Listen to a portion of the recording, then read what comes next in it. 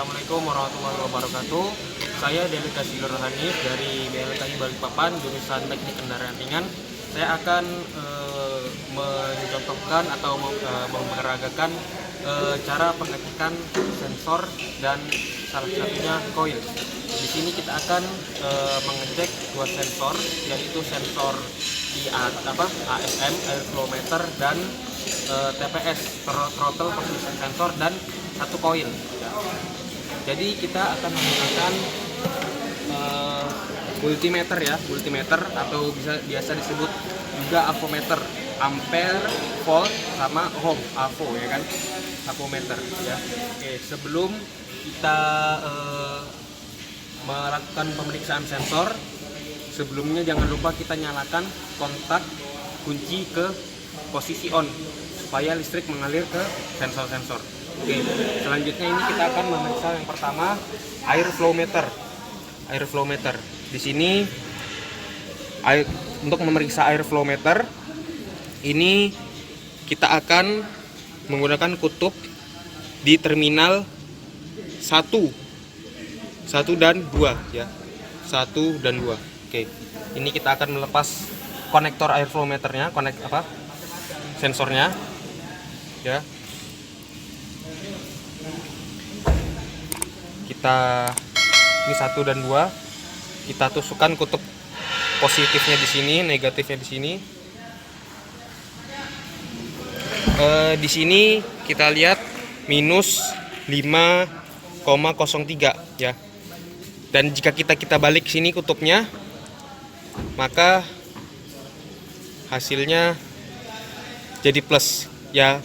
Berarti maksudnya sama saja, cuman karena berbeda kutub dibalik-balik tadi, makanya tadi negatif sekarang positif ya. Di sini voltnya 5,02 ya, berarti cukup layak untuk masih bagus untuk dipakai gitu. Ini kita colokkan kembali. Lalu yang selanjutnya kita lanjut ke koil ya, koil busi.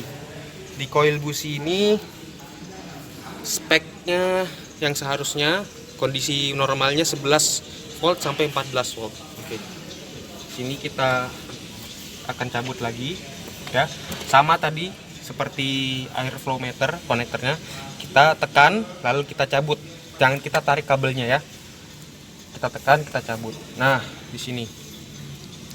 Jadi di sini kita tusukkan kutubnya di 1 dan 4. Di 1 dan 4. Positifnya di 1, negatifnya di 4. Nah, di multimeternya, avometernya menunjukkan 12,08 voltmeter. Berarti masih bagus ya. Masih bagus, cukup untuk layak pakai. Nah, kita kembalikan lagi. Nah, selanjutnya kita lanjut ke TPS-nya.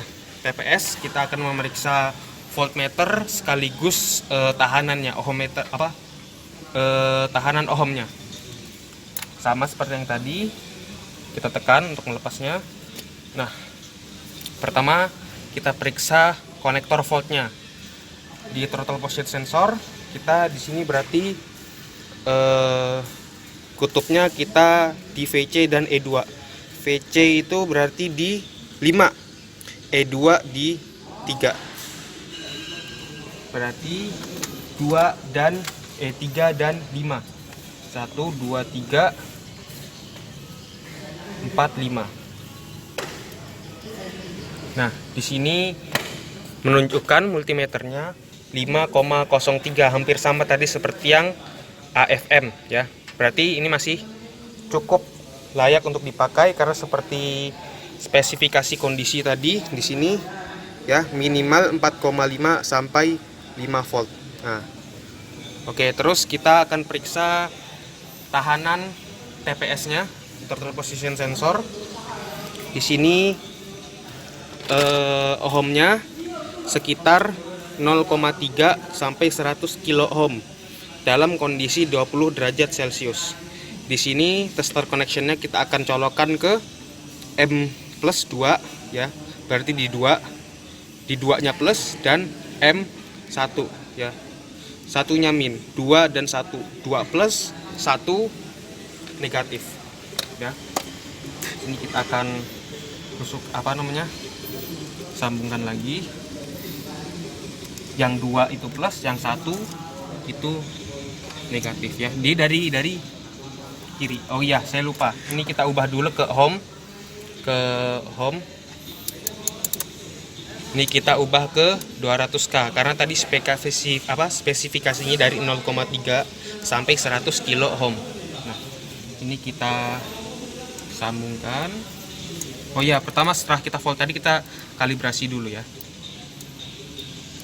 Nah, setelah kita kalibrasi, kita akan colokkan.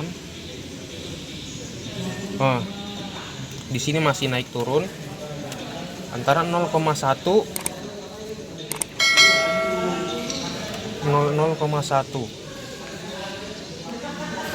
dari tadi 0,2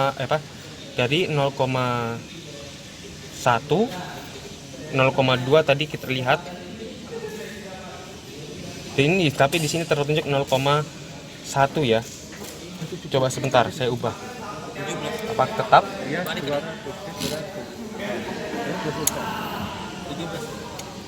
Kalau 22 kan 17. Ini berapa? 18 tuh.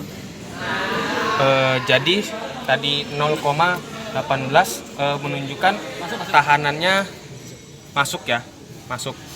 Oke, sudah selesai. Tadi sudah kita periksa AFM-nya, koilnya dan TVS-nya. Oke. Ya. Mungkin itu saja yang bisa saya contohkan. Mohon maaf apabila ada kesalahan dalam pengukuran pengetesan koil dan 2 sensor tadi. Selebih dan kurangnya saya mohon maaf. Mungkin cukup sekian. Assalamualaikum warahmatullahi wabarakatuh. Assalamualaikum warahmatullahi wabarakatuh. Saya Delegasi Dr. Hanif dari BLKI Balikpapan, jurusan Teknik Kendaraan Ringan. Saya di sini akan mencontohkan, memperagakan cara memeriksa kerusakan pada sensor melalui MIL, Malfunction Indicator Light, atau biasa kita sebut dengan lampu cek engine.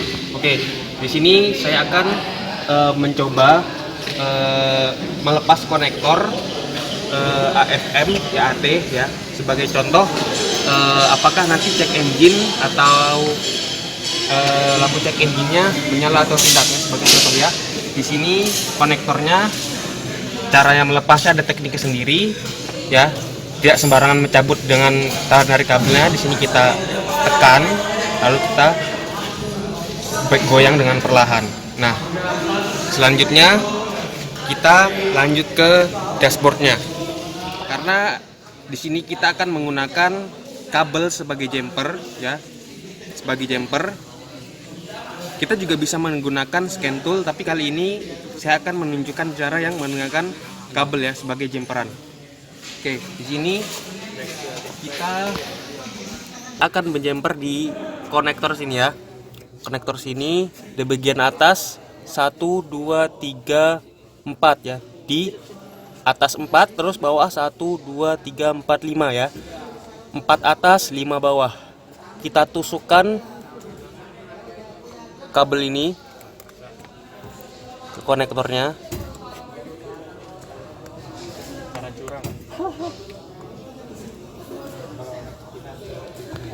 Ya,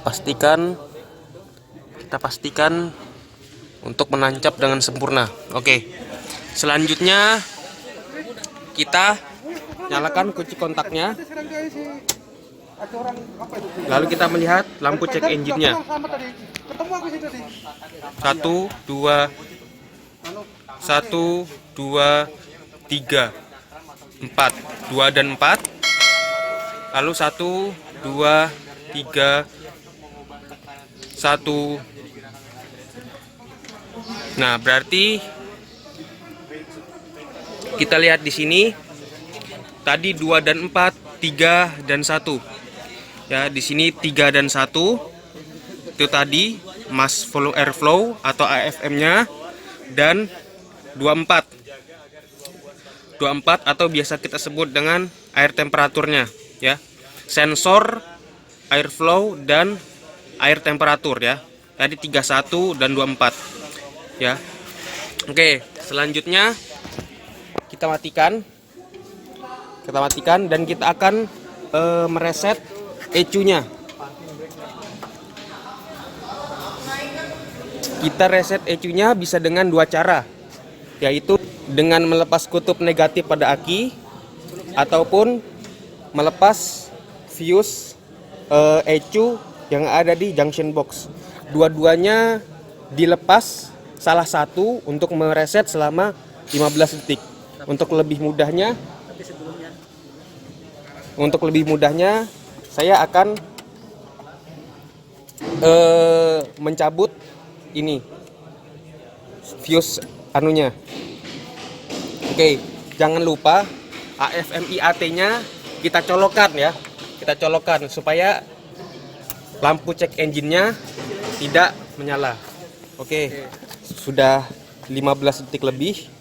Sekarang kita akan colokkan kembali spring ECU-nya ke tempatnya semula.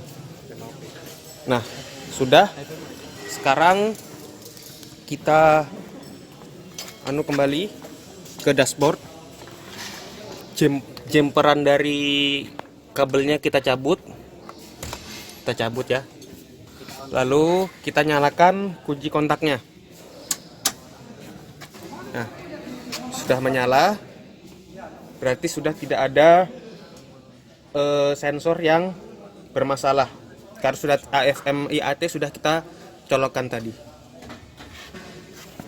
Mungkin itu saja yang bisa saya contohkan untuk pemeriksaan lewat cek engine tadi mengenai salah satu sensor yang saya cabut AFM dan IAT. Selanjutnya mohon maaf apabila ada salah kata dan perbuatan dari percontohan saya tadi. Mungkin cukup sekian. Assalamualaikum warahmatullahi wabarakatuh.